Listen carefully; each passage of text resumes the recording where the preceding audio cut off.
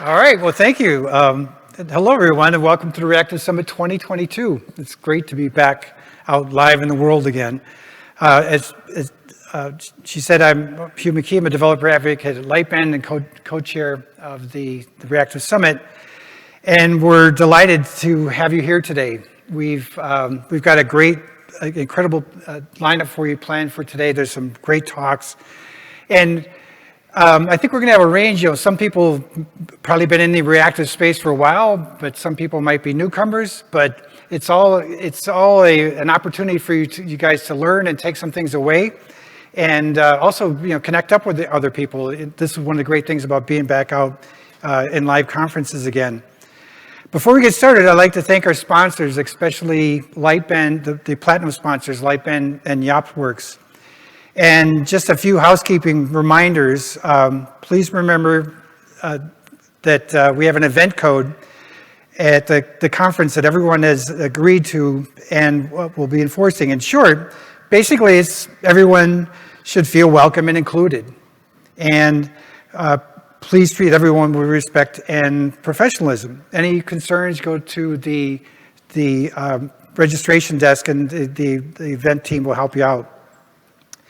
And finally, the conference has asked that we wear masks while we're not talking and when you're not eating or drinking. So just the masks are required at the conference.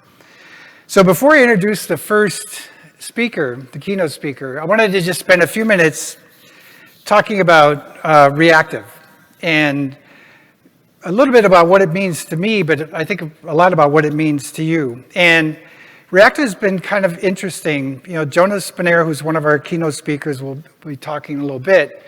But Jonas and some others put together what was called the Reactive Manifesto back around 2013. And in the Reactive Manifesto, it really focused on what we now kind of clarify as reactive systems. But in the years since then, Reactive really kind of took off, but it took off in the reactive programming space, which was great, because it was a new style of programming. There was much more efficient use of system resources, infrastructure resources, things like that. But in my heart, and what attracted me, I've been with Lightbend for about 6 years now. And before I came to Lightbend, I was in enterprise IT at Hewlett-Packard. And the bane of my existence, I was a developer and architect, but we had these things when we had production outages. We called them escalations. And these systems ran 24/7, and of course, the odds are that the system's going to go down when you're not working, like on a weekend. And so this is a selfish motivation why I really kind of became interested in reactive systems, because in a way it was like I was on these, like marathon calls. I think many of you have been here, right? You have a production system, it goes down, it's on a weekend, you got to get on the phone. You got to leave your family, so your family's not happy with you.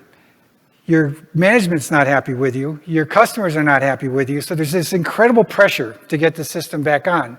And you could be on these calls for hours, like overnight type of thing, trying to resurrect and get the system back online.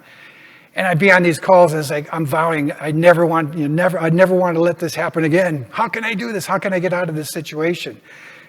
So when I saw the Reactive Manifesto, I think I saw it around 2014 timeframe. It's like, okay, these guys are kind of speaking my language. And with the reactive systems, there's really kind of 4 aspects of it that are the key to it. And they're kind of pretty intuitive. Initially kind of obvious, but there's a lot of depth to them, I think. So the first one is you want to build a system that's always responsive. So it's easy to say, but it's not easy to do. But by always responsive, it means the users always, every time they want to use the system, it's a 24/7 system, it's available to them. But in order to do that, there's kind of 2 key other characteristics of a reactive system. One is that the system's always responsive under load. So the system can scale. So it can scale up when the load goes up, and the system can scale down, which is nice. A nice feature, if you can scale up, you can scale down. So the nice thing about being able to scale up, of course, you can handle the spikes in traffic. You can scale down, you can save money, which could be big money. Just real quick, at HP, we had I think there were like 50,000 servers. This was around the 2010, early 2010s. And the overall utilization of those servers were around 10%. Drove the IT management nuts. All this lovely hardware, and we're using 10% of it because they were over provisioned to handle the spikes. So if you could scale down, you could save a ton of money. But the more interesting other characteristic of a reactive system is the system's responsive when things fail. And that's the fun part, I think. That's the real challenge. How do you build systems that are going to keep running when things break? And this is where the fourth and final characteristic of a reactive system comes in, which is messaging. And really, when you read the manifesto, it talks about asynchronous messaging. But really what's going on there is it's enabling loose coupling of components. And this is a key ingredient of resiliency. If you can build a system where component A is not dependent on component B, because when component B goes down, component A doesn't care, then you're in a good place, right? Your system is more resilient. So this whole loose coupling, which we talk about a lot with microservices, for example, this is the strategy and the motivation. But the guilty motivation is that I don't want to get those phone calls in the middle of the night on the weekend when I'm with my family. And I don't want to be on those high pressure calls anymore. The most wonderful thing is when you build a system and something crashes and the system keeps running. Of course, it has to be fixed, but we're not down.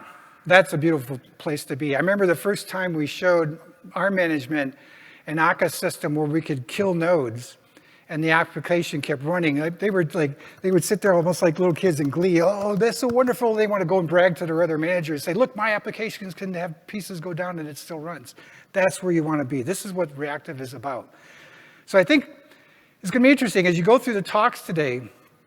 It'll be all over the map in terms of where things fall on the spectrum of reactive programming, reactive systems. But a lot of it's motivated by these fundamental characteristics. And it's a deep and fascinating area, and I really hope you enjoy the conference.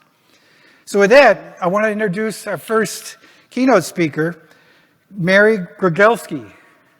Mary is a Java champion and a passionate streaming developer advocate at DataStax. Mary and I run into each other at conferences all over the place. She's amazing, though, because she transitioned from a Unix C programmer in 2000 to Java and never looked back.